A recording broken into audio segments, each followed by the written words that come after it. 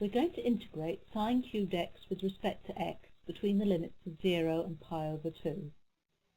Now we can't integrate sin cubed x directly, so we need to rearrange it using one of our trig formulae.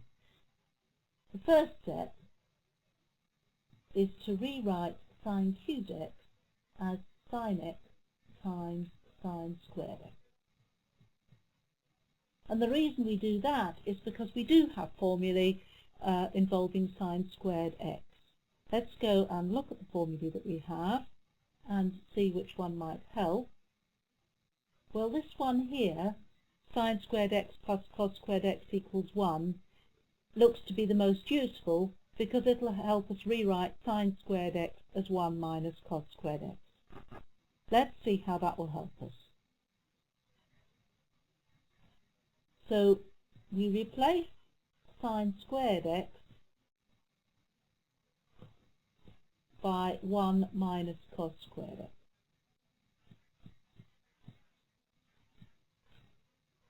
If we remove the brackets and see what we've then got. Well, we've got sin x minus sin x cos squared x.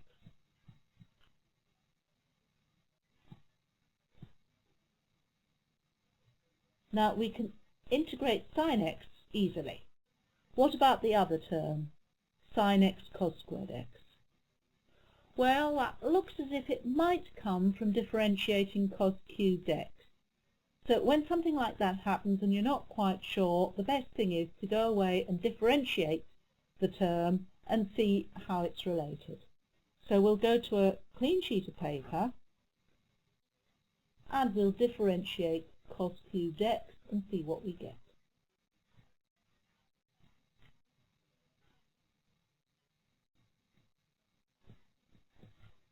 So when you differentiate cos cubed x, you get 3 cos squared x, and then you have to multiply that by the derivative of cos x, which is minus sin x.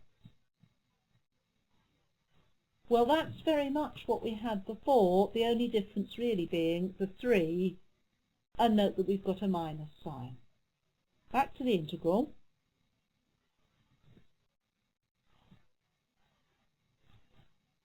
Well, as we've already said, we can integrate sin x and get minus cos x. Now for the other term, sin x cos squared x, notice we've got the minus sign that we had when we differentiated, so we can just have a plus because the minus sign comes automatically. We know it's cos cubed x, but we had the extra 3, and we'll deal with that by dividing cos cubed x by 3.